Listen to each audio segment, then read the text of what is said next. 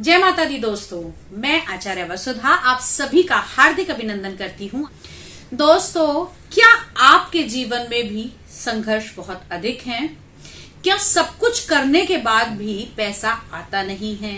क्या कारोबार दिन ब दिन ठप होता जा रहा है? संतान को लेके बहुत ज्यादा परेशान हैं और रात को सोते हुए पैरों में लगते हैं झटके।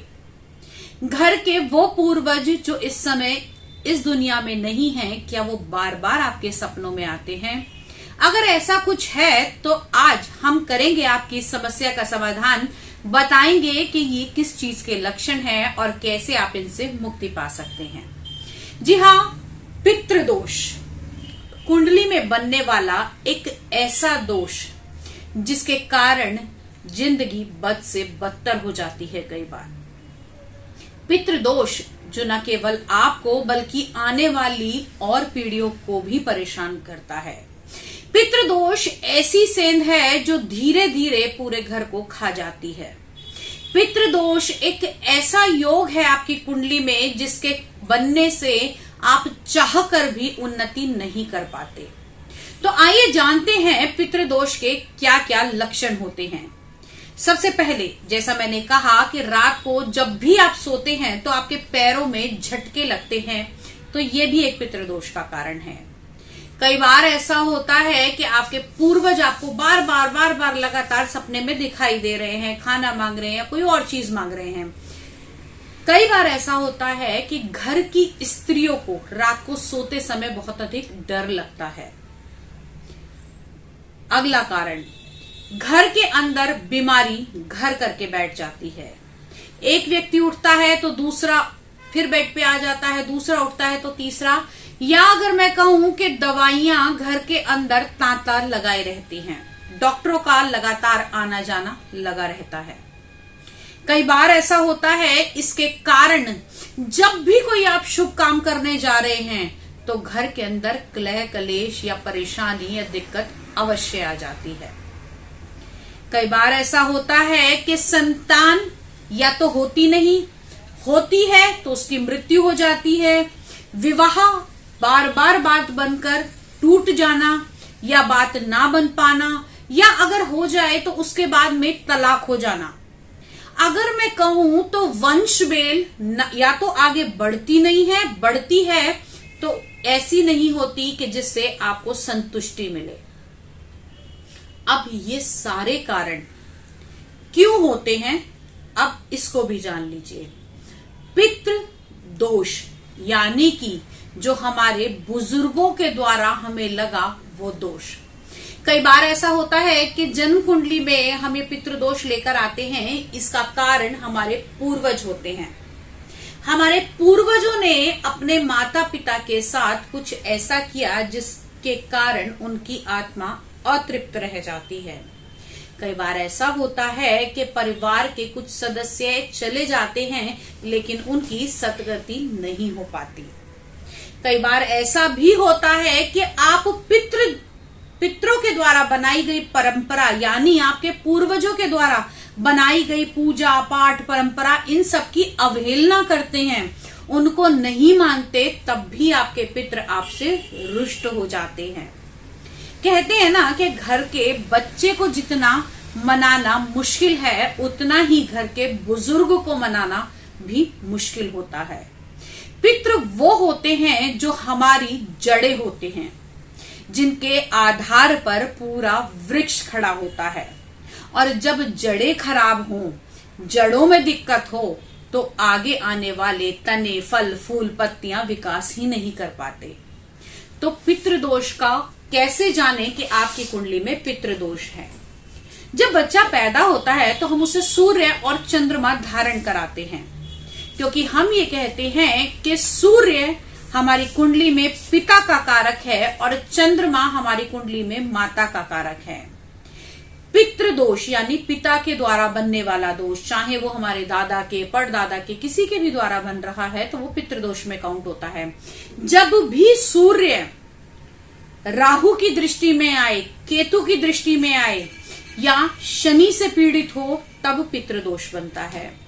जब भी सूर्य या राहु पंचम भाव, नवम भाव या 11वें भाव में आ जाए तब भी पितृदोष बनता है। कई बार ऐसा होता है कि पितृदोष बनने के बहुत सारे कारण होते हैं।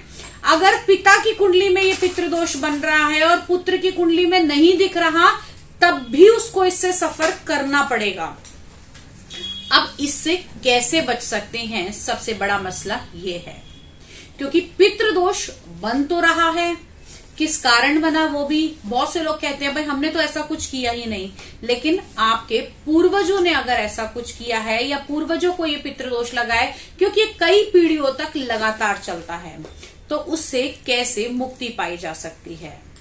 अगर हम माने तो हमारे ग्रंथों में बताया गया है कि गया जी में जाकर अगर पूरा परिवार पितरों के नाम से तर्पण करता है तो सद्गति पितरों को प्राप्त होती है और पितरों की आत्मा को शांति भी मिलती है।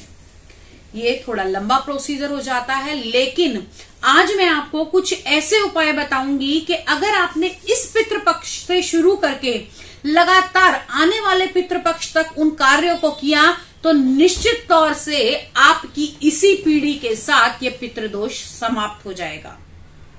करना क्या है, आपने अगर आपके कोई ऐसे पितृ हैं जिनका आपको पता ही नहीं है कि वो किस दिन गए, किस दिन उनकी गति हुई, या फिर आप उनके बारे में ज्यादा जानते ही नहीं हैं, तो पितृपक्ष के 16 दिन, जी हाँ, एक पक्ष माना जाता है 15 दिन का, प्लस जिनका पूर्णिमा के दिन देहांत हुआ होता है उनका श्राद्ध पूर्णिमा के दिन किया जाता है, तो 16 दिन के ये श्राद्ध की तिथि रहती है। इन 16 दिनों में लगातार आपको डेली एक रोटी बनाकर उसके ऊपर गुड़ रखकर गाय को खिलानी है, और ये याद रखना है कि जब आप गाय को ये रोटी देंगे तब आपको आपके पितरों का ध्यान रखना है और गाय के चारों पैरों में आपने जल जरूर अर्पित करना है। कहते हैं जो भी गाय की सेवा करता है उसे गौलोक की प्राप्ति होती है, और गौलोक पा लेना यानी कि सद्गति को प्राप्त कर लेना होता है। दूसरा, आप लोग इस पितृपक्ष में पूरे 16 दिन भगवान शिव की आराधना करें। दूध यानी कि कच्चे दूध में काले तिल अगर डालकर आप भगवान शिव का अभिषेक करते हैं, आपके परिवार में जितने भी आपके पुत्र हैं, पौत्र हैं, उन सब का हाथ लगवा के आप डेली अगर ये तर्पण अपने पितरों के नाम से भगवान शिव को करते हैं तो भी आपके पितरों को सद्गति प्राप्त होती है। कहते हैं कि भगवान शिव संहारक हैं, भगवान शिव ही आदि हैं और भगवान शिव ही अंत हैं। शमशान के बाहर अगर कभी आप देखें तो आपको शिव जी दिखाई देते हैं, क्योंकि अगर सतगति चाहिए तो भगवान शिव के चरणों में जाना अति आवश्यक है। अगला उपाय, अगर आपको लग रहा है कि आपके पितृदोष के कारण आप बहुत ज्यादा परेशान हो रहे हैं, तो इसी अमावस्या से एक पितरों की थाली, पितरों के नाम की थाली जिसमें खीर, पूरी, सब्जी और साथ में एक सफेद रंग का कपड़ा आप अवश्य रखें, और ये हर अमावस्या के दिन निकाल कर आप अपने परिवार के नाम से मंदिर में जरूर दीजिए। इससे आपके पितरों की शांति होगी और आप वहां क्षमा याचना भी कीजिए कि मुझसे जाने अनजाने कोई गलती हुई है या मेरे बड़ों से कोई जाने अनजाने गलती हुई है जिसके कारण मैं ये पितृदोष भुगत रहा हूं, आप मुझे क्षमा करें और अपना आशीर्वाद प्रदान करें। इससे निश्चित तौर पर आपके पितृ आपसे खुश होंगे, क्योंकि अगर हमारे बड़े हमसे रूठना जानते हैं तो हमारे बड़े हमें क्षमा करना भी जानते हैं। देरी और दूरी सिर्फ प्रायश्चित की है। अगला महा उपाय, इसके लिए अगर आपके यहाँ बहुत ज्यादा पितृदोष बन रहा है, संतान की बेल आगे नहीं बढ़ रही, घर के अंदर तरक्की नहीं हो रही, या फिर आपके घर में शादी ब्याह जैसी चीजें रुकी हुई हैं, तो आप भागवत का पाठ भी करवा सकते हैं। कहते हैं भागवत के पाठ से भी पितरों को सद्गति प्राप्त होती है, लेकिन उस पाठ में आप ऐसा नहीं कि आपने पंडित जी को बैठाया और पाठ कर दिया, उसमें परिवार के पुत्र पौत्र को बैठना आवश्यक होता है। यदि लगातार एक व्यक्ति नहीं बैठ सकता तो एक उठेगा और दूसरा बैठेगा, तभी पितृदोष से शांति प्राप्त होती है। अगला महा उपाय, अगर वास्तव में पितृदोष बहुत ज्यादा है तो आप लोग गरुड़ पुराण का पाठ भी कर सकते हैं। कहते हैं गरुड़ पुराण सद्गति देता है और जाने वाली दिव्यांगत आत्मा को इससे शांति मिलती है। ये कुछ एक ऐसे उपाय हैं जिनको आप करके निश्चित तौर पर पितृदोष से मुक्ति पा ही सकते हैं। और साथ ही साथ दोस्तों, इस पितृदोष से बचने के लिए या इस पितृदोष से मुक्ति पाने के लिए सर्वोत्तम उपाय है, अपने माता पिता की शरण में जाइए। अगर आपको लग रहा है कि आपकी कुंडली में पितृदोष बन रहा है तो उसको हटाने वाले सबसे पहले आपके माता पिता होते हैं, क्योंकि अगर आपके माता पिता जीवित हैं और उन्होंने इसका आशीर्वाद आपको अच्छे से दे दिया, दिल से दे दिया, तो कहीं ना कहीं जिनके वंशज वो माता पिता हैं, वो माता पिता भी आपको, आपके दादा दादी, आपके परदादा परदादी इत्यादि भी आपको क्षमा अवश्य करेंगे। इसके अलावा अगर आप हमसे कुछ ऐसी जानकारी पाना चाहते हैं जो वीडियो में मैंने नहीं बताई पितृदोष से जुड़ी हुई, तो आप हमें कमेंट बॉक्स में लिखकर हमसे जानकारी पा सकते हैं।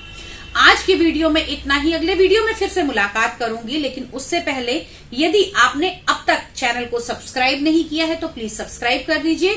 साथ ही साथ बेल आइकॉन को जरूर दबा दीजिए ताकि आने वाले सभी वीडियो आपको समय से मिल सके। तब तक के लिए जय मां भगवती।